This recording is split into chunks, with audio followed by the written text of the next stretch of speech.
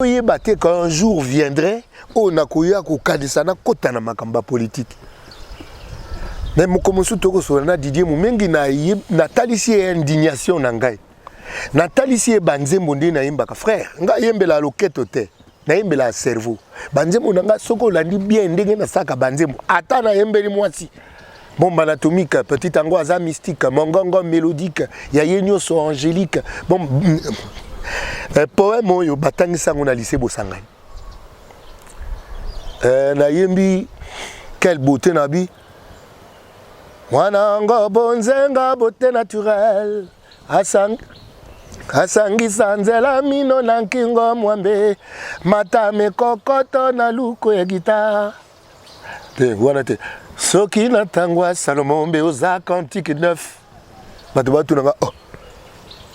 Mais cantique de ce qu'on a 8. Mais justement. Voilà, la famille, on parle plus tôt. On vieillit, les savoirs ne mentent pas. Appelez-moi The Game. Gossip DRC News avec Jazz Gavoumi. Hein? On parle plus trop. Presse en ligne. Avec intelligence, avec sagesse, tout ça. Pas trop de polémique. Ce qui on mélange pas les torsons et les serviettes. Hein? Nous, on est serviettes. On ne dépend pas des torsons. Gossip DRC News avec Jazz Gavoumi. De belles interviews, de belles collaborations, de belles images. Parole de Fabregas. Appelez-moi The Game. Gossip DRC News, les boss, ah. Merci Nandinga Bibiso lelo susu na Gossip DRC News l'émission biso auto bila susu mboka quand to bagi namba liboso et tango to yambaki bongo Jean Goubal Kalala to bagi to zongeli susu ki élection et propagande et bandi yango to zongeli susu pour mambuza moi mi balé mi sato autre sola tout au long il y a émission na biso de Jean Goubal bonjour. Bonjour Ndeko Jazz. Et to sepeli bongo et na banzi et ba technicien ba aider biso pour présenter ba tout affiche bongo il y a campagne na yo et ba komi Jean Goubal Kalala notre candidat investi dans l'humain Nord Mende. Et candidat député national numéro 230 on a na Moamba et candidat député provincial on a commune Lemba numéro 64 donc et masolo nyonso ndenge bomonaka ye nde bolandela banzembo na ye nde botala mambo nyonso asalaka na mambuto sola tout au long ya émission oyo et tinde bino penza bo voter bato baza pe libanda ya mboka bo mais comment on peut la peine de voir nos vidéos pour il la musango sur nos pona moto a single na sika o pe singeli kozana na banzi sabiso et bien makasi ma vato kota amwe talibongo et candidature na yo o mera ko sabiso et lobby to moni comme l'équipe on a un stade église catholique passation et là il y a intronisation derrière na ko benga bongo il y a archevêque il y a Sika il y a Kisasa et tout Monseigneur Ambongo tout le monde Ambongo et l'équipe vraiment tellement bien amour nyos leçon ngo tirer na nyos l'équipe na tirer leçon que bokonzi botikalaka bato o bazana bokonzi balekaka donc bato bazana bokonzi baye kolaka kotikaka ngo na bolingo na boboto na baye bako kitana bango wa mangala mangala basango ngana mona basango na kuli na basango da bandi classe pas basango ti lelo na tanga kai pas basango na ngo baboui c'est très beau, très élégant de remarquer qu'il y a une passation d'une certaine autorité, d'un certain pouvoir, de l'ancien détenteur au nouveau, dans la joie, dans l'amour.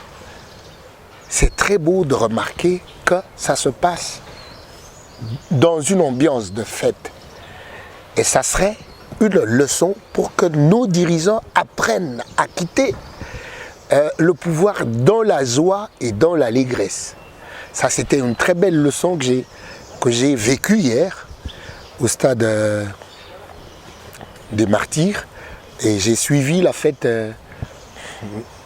au centre Nganda, j'étais là-bas, dans la fête avant de rejoindre mon ami aîné Kofi Olomide à la Fikine, où je suis monté sur le podium et on a fêté ensemble. Et en même temps, c'était vraiment une occasion pour Nabino Batubozo, postuler Bongo, et ça a fait moins visibilité, trop bien en Bongo.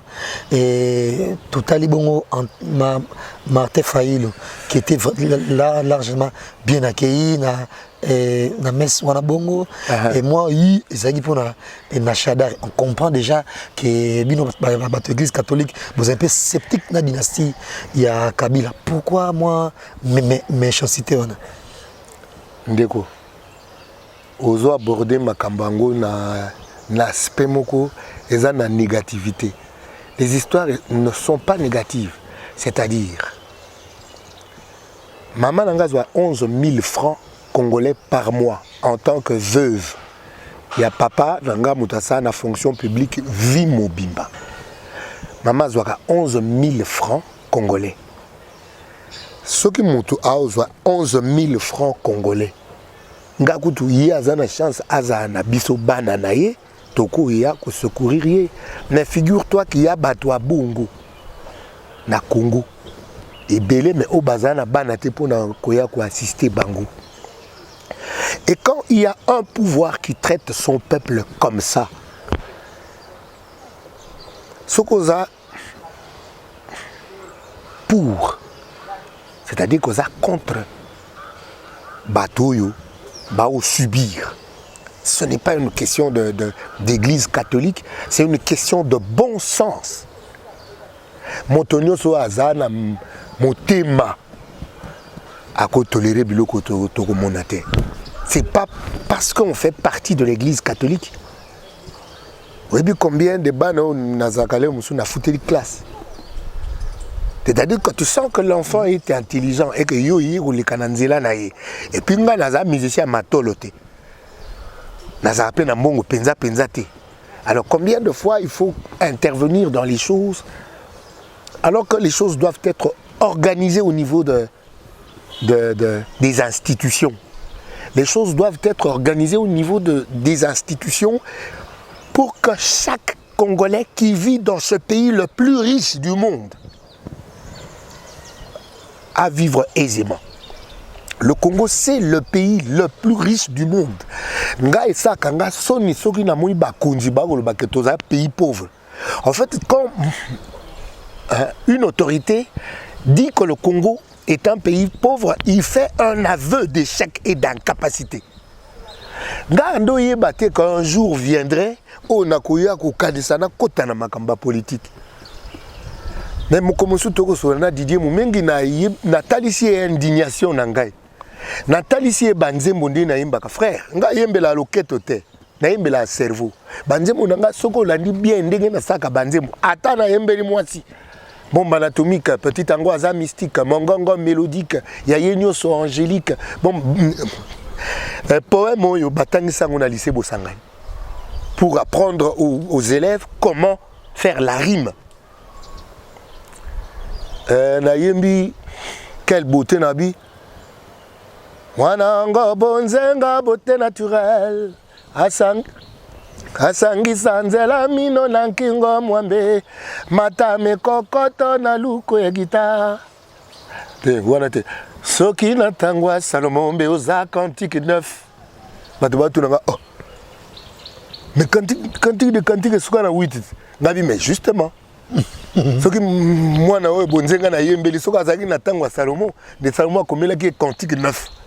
C'est-à-dire motaya ayebite que na PC devoir ya okay vérifier la Bible. Soki na tangwa Salomon mbeoza cantique 9. Oh. Est-ce que cantique 9 ezali? Ah yo ki phrase nangate. Nabi soki na tangwa Salomon mbe oza cantique 9. Nabi monde a pris vitesse, Afrique a vie paresse. Alors qu'ailleurs on bouge, l'Afrique a pris refuge. Dans l'utopie du temps, le passé est meilleur. Dans l'utopie de l'espace, vivre mieux c'est ailleurs. Tango ekoki ya bana Congo bazonga na Congo.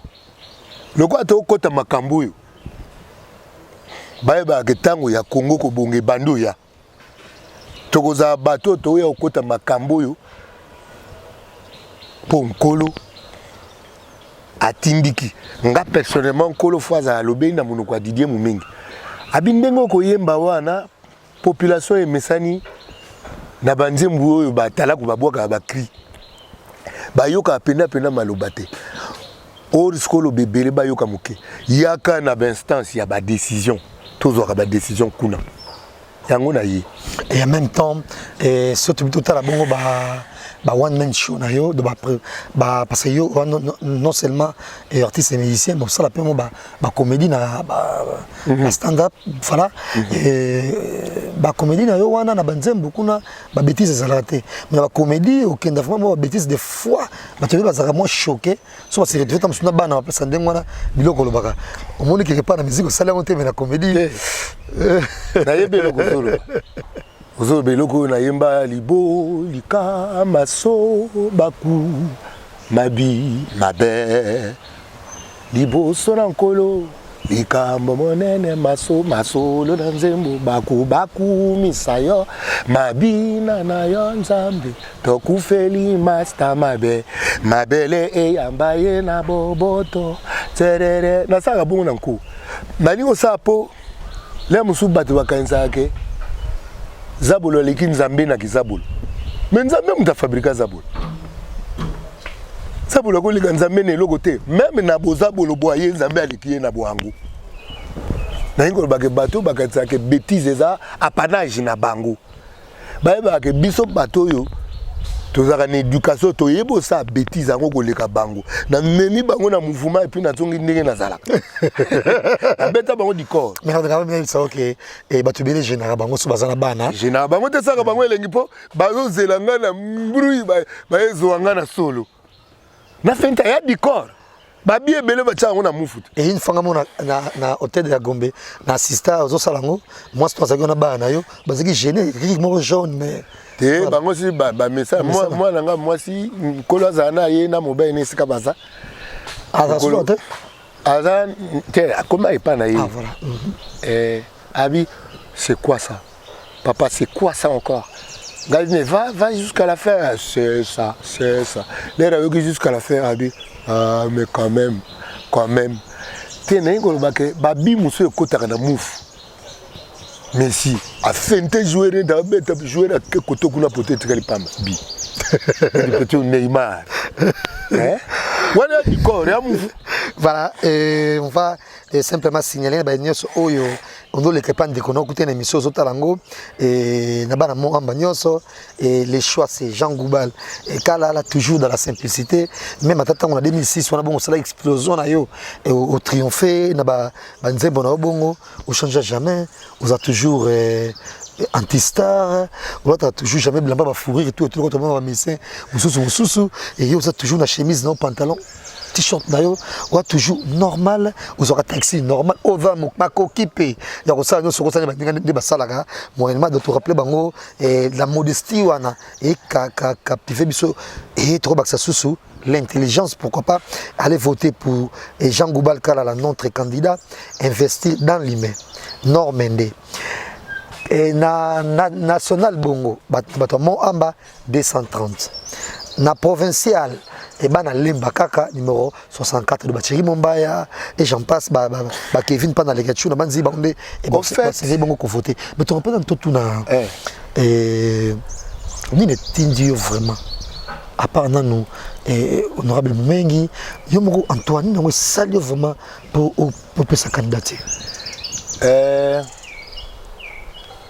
soko la ninga bien au sentir que na indignation moko boy au betil solo kuza simple nga tata nga à sala séminaire na bandi classe nga na collège Albert Premier na première année primaire na sisa na collège te na que sisa na Saint Théophile na sali na que doublé 5e na le 6e na diplôme na Saint Théophile c'est-à-dire sauf aux cursus il y a bongo d'abord instruction éducation nandako et puis instruction éducation école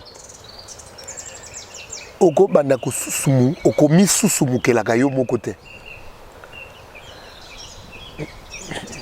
nzeta mange ko kamwa ki manga yango ezate est-ce que nzeta manga fwe mi kamwa Ce que moni moto ako mika moi c'est que loko eyeli eza yete. So moni moto ako kamwa bilamba ye moko alati. C'est que bilamba eza makambo na yete. Mais moto ya koli biso koli na collège wana totangi pe tina bana mobutu. C'est-à-dire to comme l'autre, tout le monde normal frère aîné nanga a giflé moi la Kasavubu. Mais dans le collège. Moi la Kasavubu beaucoup de présenter d'excuses abi na lingité les camo ya provocation yangai comme nandako. C'est-à-dire quelqu'un qui a peur d'amener bozo banandako ya tata ne mokonzi. Lelo bokonzi nde ko sa bozoba. Lelo les gens se targuent d'être chef, d'avoir une autorité. Ndeko biso to beta ba carte, te to koli to beta ba carte, nana bimisa joker. Pam pam. Monta beti 3 ya zinfele le yo bimisi joker. Bongo le nga ya goya obimisa ni. Oh, joker ça prend match suka. Natango pasi. Bokonzi ba grifa ngote yo za mokonzo monela. Moto pamba. Mokonzi mutu asenge ko protéger moto pamba. C'est-à-dire so moto ako sutukela bokonzi eloko nete. Mais exemple ya bokonzi ele ki ya Yesu Christ ezawa. Mokolo makambo so tutala. Tokumi sara Yesu Christ na makanisi na biso ya dongi ya congolais parce que congolais lelo penser à congolais za dongi trop. Tokumisaka Yesu Christ na ba miracle moko neti nazwa voyage nazwa libala nazwa musala wani za miracle te ba miracle ba que nous tuna ba scientifique il existe 10 exposants sur combien de galaxies et dans chaque galaxie il existe des systèmes solaires biso tozana système solaire moko ya biso sika tozana mabele tozana binsengele ya poussière d'existence. Allez, Nzambe selinga bikamwe, et bikamwe ngonini. Oh, nalia ki fufu na midi, na zaki na nzala na. Allez. Un peuple du pays le plus riche du monde pona yeko lié un miracle. C'est que bakonzo tozana bango baza punition pour un peuple qui cite trop le nom de Dieu sans pratiquer l'amour. Bakonzo tozana bango baza Nzambe apesi biso bango po tozana punition. Ya kotangaka kombo ne ngulu wenze to senga bolimbisi na nkolo alongola biso bakonzi ya punition apesa biso bakonzi ya bolingo yango ngape na yi ngala yebike na kana bolingo ya moninga linga moninga lokoko milinga yo penza bo eza moi passé parce que l'air moko komaka paini moko yo zana mokate moninga yi okomo mituna na katela yi. Je parlais de galaxies. Au moment où tu seras à combien de création ya Nzambe ezali. A moni monene ya Nzambe. Mangala neti mokote akoka ni na yo tokotikango. Parce que dire mokote akoka ni na yo eza neti ko importuner Nzambe. Eza neti kuti cordonia otonga ba sapatu ne lobi sapatu mokote ekoka ni na yo sapatu ekoka na cordonia. Est-ce que Kelam ou Kokana Bokeli? Ce langage-là de mon côté, c'est par idiotie, par ignorance qu'on le dit. Parce que si on savait,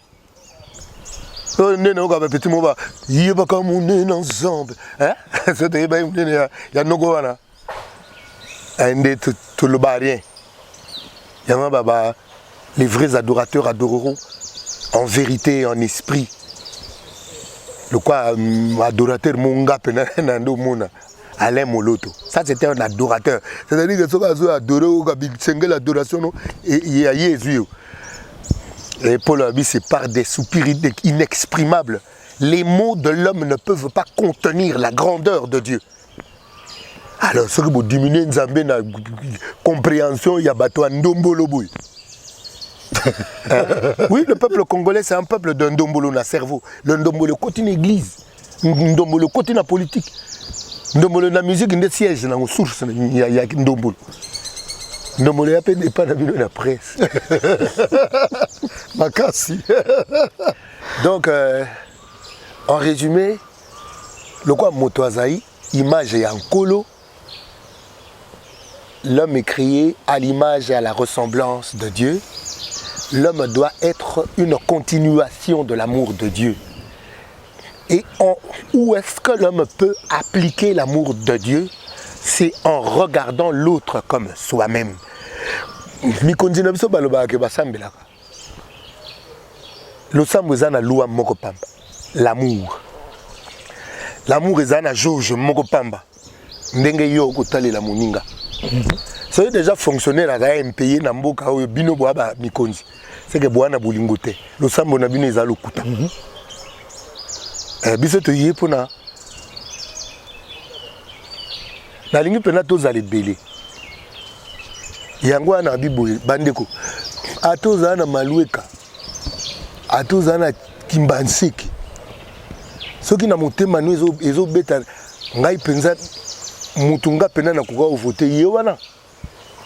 Nga mouvement na biso eza to c'est quoi. Alors luka na kati esika yozali.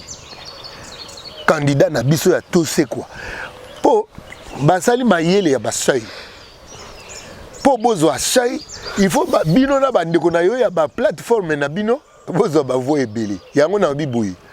Soki pose yeli yo ya ko voter Jean Gouba.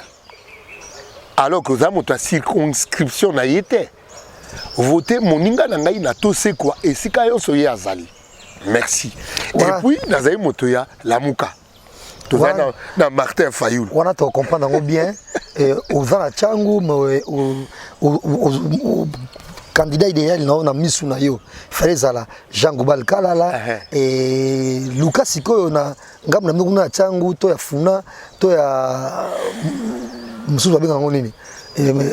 Apa Moamba Lukunga voilà et Luka mutu ya to c'est quoi et au remplacer na place ça le quoi voter ngai ça le quoi voter et Jean Goubakala surtout to ba na to c'est quoi kuna le soleil betemndeni c'est confirmé le 23 décembre élection bon wana ya ba décision ya Seni zo banini parce que voter ba mon na pour sa candidature élection ezali to salela ba préjugé te to salela ba suspicion te le quoi bango babi élection eza to kenda na bango ti na suka il y a même temps population lingi depuis mai ça les bulletins après bulletin kotanga penza ba nombre ba voter et bien voter ba nani na maboko penza boye or et na seni bango famille machine à voter na bango yango eza il y a un serveur tout et tout bino jusque là bon ngai là musu makamna olobezali boma na ebite mena zaka mwa boyambi na nkolo c'est-à-dire okoko ya na machine no yo na mutu no katso ko tricher mais résultat bimi en nkolo et c'est ça lema na 2006 to na 2011 bokonzo tozala na ngokolo mtachango kolo mtatia yango et kolo atiango na beza bokonzi ya punition c'est-à-dire congolais ali ko sambela trop ya lokuta le quoi congolais azali na posa ko tangaka kombo ya nzambe pamba nzambe alinga pe bongo te yango apesi biso bakonzi ya ko punir biso to senga nzambe pardon apesa biso bakonzi o bazali na motema ya mosuni motema ya bolingo motema ya moto nzambe sa biso punition ekoki yokela biso bana no ya Congo mawa. Voilà, campagne c'est bandit jusque là totalement qui ça parce que toi ça et l'intérêt tu peux dire que mais bah affiche grandiose et puis il y a qualité pour Emmanuel Shadari jusque là moment comme il balait kaka et tout le monde et puis là photo ba téléphone ba mais ouvertement tout le monde affiche il y a ba candidat monsieur Zate mutu suka tout le monde affiche ya susu et Félix Tshisekedi Martin Fayulu ou azabongo candidat comme opposition jusque là affiche to campagne moko to monde dans ce passage médiatique je sais pas moi et ça la grande pompe il faut convaincre que tout voilà va voter jusque là rien on voit que Shadari avec ses enfants et ça les lit à basusu c'est campagne ya baye ba mono nokona bolingo batalika ndenge bosali boza pena anti campagne na bino moko c'est-à-dire ata botie affiche na lola mosala na bino efunda bino c'est pas pour autant que nakoloba ke bato basa campagne te mais ba stratégie ya moto na moto eza stratégie na ye bato mosusu baa na stratégie ya matu vu bamoni yo mais mosala moke bato mosusu baa na stratégie ya bandeko na ngai bayebi ngai neti nga mpo nini nake postule na lemba naza mwa alemba nakoli na lemba na tata alemba mwa alemba tata alemba na bana nga baza na bamaster ngai tata na masa ya batata na mwana ya batata na biso c'est-à-dire nga na lemba bayebi nga c'est-à-dire na lemba bayebi na bango nga soka na bike na postule bongo kaloba nozela nini te bino ndete bayebi ka Jean babengaka kutu Jean Idiba amwa malamu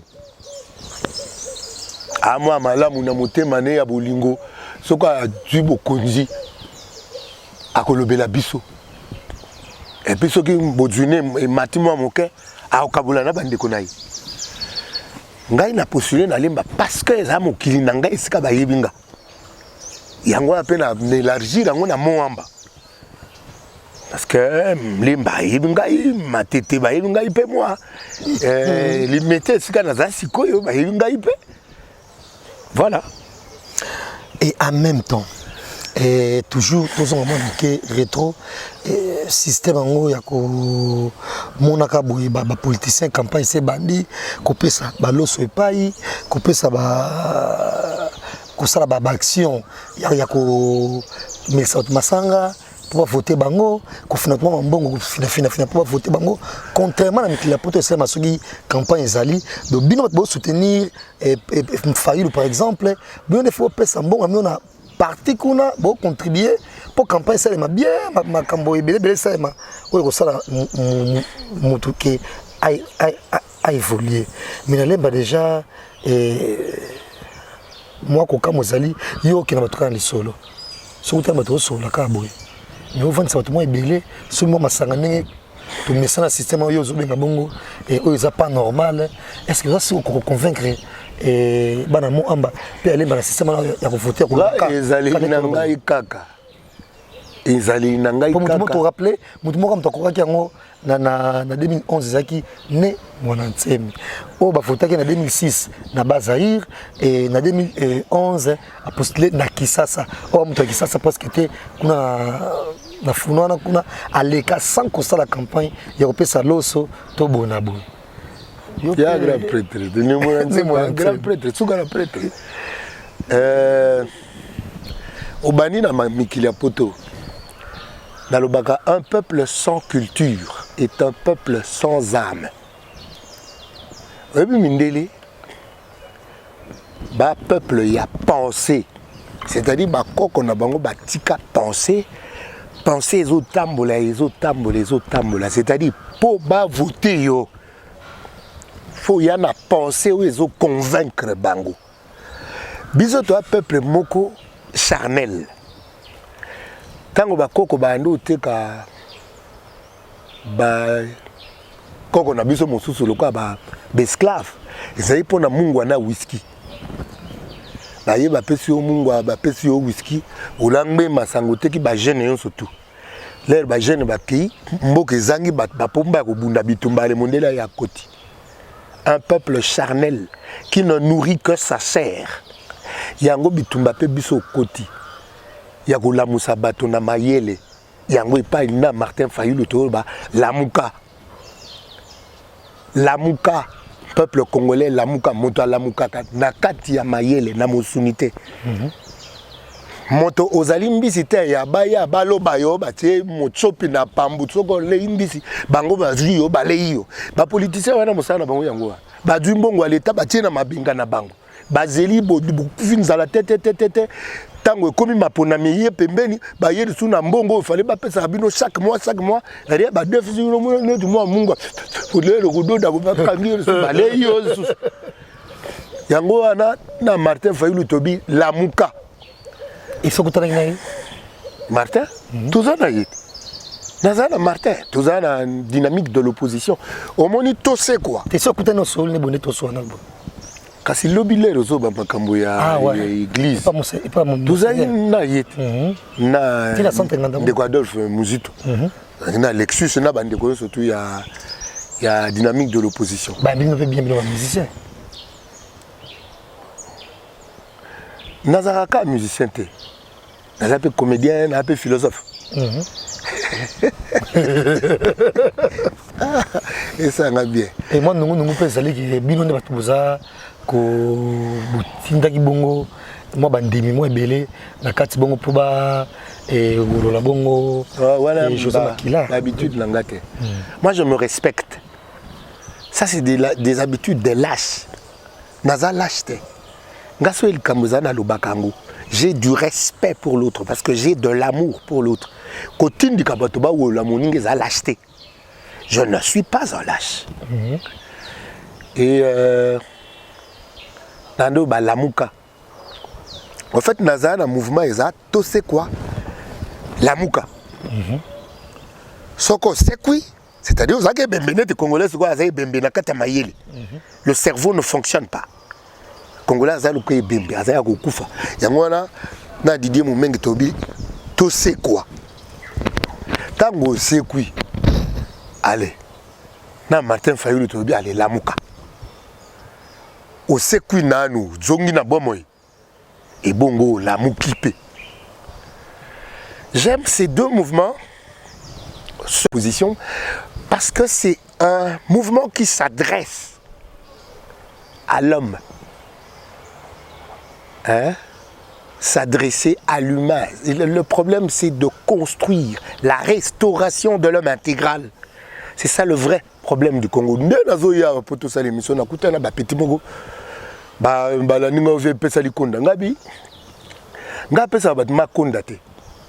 D'abord en tant que star, ce que vous fan nanga. Bon, imaginez na ça la plein à stade. Boba no senga alikonde non pas stade mon balikonde na zoango. Et la culture inverse.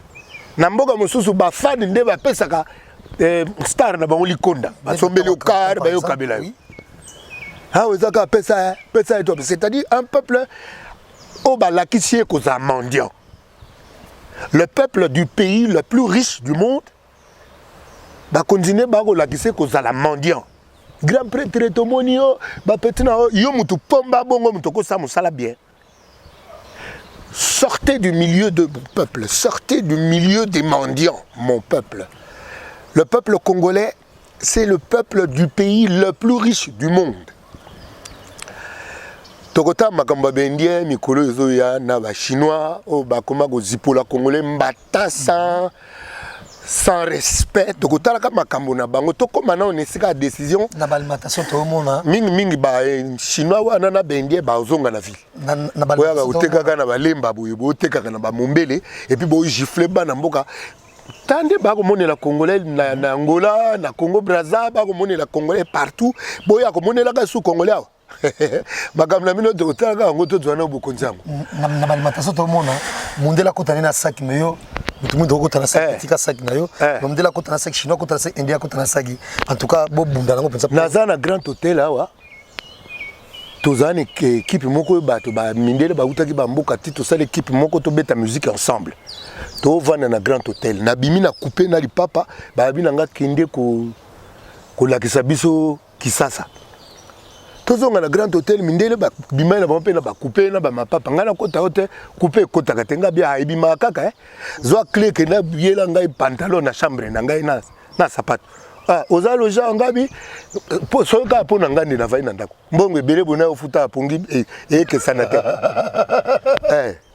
donc mundela kota na couper mundela kota na sans toutefois que c'est souci soit logique ou non comment te mundela kota na ngai ndeo awa couper kota kate naki jangu ba na ngapi bakipete oh là là kamata fungola kenda ko julanga pantalon pardon kota naza na lemba na bimisi bana mai naza pe na couper nga kakinga lipapa na koma na kala boîte ezaka comme na nini équation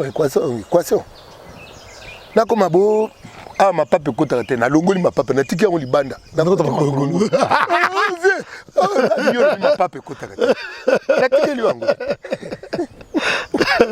Voilà. La Mouka. Faut la Mouka. Et ton gars pour faire. Vraiment. Comment ça va se passer donc aux jours à venir Martin Fayulu a retambo la penza na ba stratégique nyonso ya mboka pour na la campagne na yeto kaka ndeto mona silence jusque là affiche ezate le mot ezate ozo et ko tchaya lumière au sonné dans ndene le capital bongo campagne ezo ça m'a déjà campagne ça bouche à bouche beaucoup bouche à oreille hein de bouche à l'oreille bouche à bouche comme tu monta abimina maye ne balé à Vindi bazo réanimé campagne zana no bongo eza stratégique et puis mon salon na mboka yo la kisate ndeko tala kisa c'est la ville enfin centre ville kisa ça peut na faut comme à la fin fond ya kisa ça au monde souffrance campagne c'est ça na ba souffrance au monde campagne mo mawana kolanda note campagne c'est ça makala bato ba unyo comme mon frère les gens souffrent moto na motaza témoin ya souffrance na bato ba golia ba moke ba votane entre bango lokwa baliaka biso bato to na nzala toko voter bato batasika il a vraiment idée que voter bato sika pour un changement tout le monde tout le presque na suka émission na biso mais en même temps et ko ignorer pe bato nyonso et puis pour politique il y a bien pété ba nani yango oyo moni ils en opposition ils en a pouvoir ou ba mekaki un tout petit peu kozala na souci à peuple et basel musa malamu ils en a provincial ils en a na bazatende ko soki musa malamu faut tout monde na résultat. Les résultats, ils ont la catastrophe dans Mboka. Les gens souffrent comme pas possible. Mboka Nino, liwa moute comme un fait divers. Quand quelqu'un meurt, c'est un fait divers. Mboka Nino. Les gens meurent, les gens souffrent. Attends. Et dans le lobby. Les faits révèlent, les faits montrent que les gens souffrent. Dans le bien, bateau baliaka mbongo ya Congo ba muki. Baliaka ngo po bazo créer ba condition ya imbroglio po ba kabula kampata mboka. Bateau baliaka mbongo ba muki, ba votaner entre bango. Ba votaner. Na ebité so ba ko 2%. Na ebité. Voilà, tokomi na suka émission na biso et en même temps et toko rappeler sous un tout petit peu na bana moamba nyonso et candidat noyo Jean Goubal Kalala et pour na national bongo donc comme bongo 300 et 230 pour na bana lemba kaka na provincial le numéro c'est 64 donc et beau voter et Jean Goubal Kalala pour le changement et pour na Congo il y a lobby donc tout la mukakande bazoloba et kozalafuma malamu mingi le bonheur ce que zani na biso bande mission msolelo bande kunanga bino be lecteur. Il faut que moto ya maquette azarate. Nzambe maquette ya moto asalango na moto na yekaka. Bato ya bimisi moto yon surtout aza moto lokwa moto yon surtout. Bomizwaka ba maquette ya bato te. Alors, bato bino boko puna. Il faut baya rendre bino ba compte parce que bino des patrons. Moto bo poni avec moi na musala nabinu. Faut bo mesana ko senga ba compte. Kalina sabino bongo. Parce que un élu c'est un mandaté par le peuple. Il est mandaté par le peuple. Moi na musala azaka patron ya patron na été. Et donc ça kabino ane za kozanga koyeba. Oh bonjour excellence, bonjour excellence. Moi na musala na yo. Bonjour honorable, bonjour. Moi na musana yo. Et voir na boko pesa ezalo kwa etinda yango na boteka ka bavoite. biso tozoya kosenga bino bavoi tokoya kosomba te so moto apesi yo mbongo asombi yo voi akoya korendre yo compte te. Voilà. Merci Jean Goubal et Kalala na interview accordé biso na banzi diaspora biso so balandi yango bana kisasa bana Kongo mobimba et ba yoki yo susu et pona ndenge bongo to lancer bongo campagne wana bongo de émission au portal yango Ernest ne balingeli to ko l'exape sur tata mususu 2 semaines to ko zongelo susu pito zoso na suka mingi temps sur les 24 après et ba publication wana bongo soit généralement tam su to fêter na bongo janvier to bana nango auza banani ba ko pona bongo et ça biso suka na plaisir exactement esengo mingi ko yamba yo lelo yo na émission biso pesa numéro nani ya contact pour na ba nyeso batali biso lelo bakoyi komela yo bakoyi numéro ya contact ezali 099 99 23 569 99 99 23 569 on a bandeko nanga ya Braza eza 099 99 et ça la banga pasi 99 99 23 569. Voilà. Merci à vous et grand merci et ben nous ce matin biso lelo et na prise de vie tout d'abord on a Gilles Vassama on sait biso msala kitoko lelo awa na pépinière na Gomé place Tozali et de même na réalisation émission to moni Yannick Youra donc merci na bino so beau partager vidéo et comme la bato belé ba commentaire na bino tozo zelango et ba like na bino pe et ba j'aime na bino ça vraiment important tout au long et émission na biso oyo et na banzi ezaki plaisir ko sur la sonama na mbongo matele bongo politique to mona na mbrasima toujours la même chaîne na biso oyo Gossip DRC News. Au revoir et grand merci encore une fois de Jean Goubal. Au revoir. Voilà la famille, on parle plus tôt, on vieillit, le savoir ne ment pas. Appelez-moi The Game, Gossip DRC News avec Jazz Gavoumi. Hein? On parle plus trop. Presse en ligne, avec intelligence, avec sagesse, tout ça, pas trop de polémique. Ce qui on mélange pas les torsons et les serviettes. Hein? Nous on est serviettes, on ne dépend pas des torsions. Gossip DRC News avec Jazz Gavoumi. De belles interviews, de belles collaborations, de belles images. Parole de Fabregas. Appelez-moi The Game. Gossip DRC News, les bossés, ah.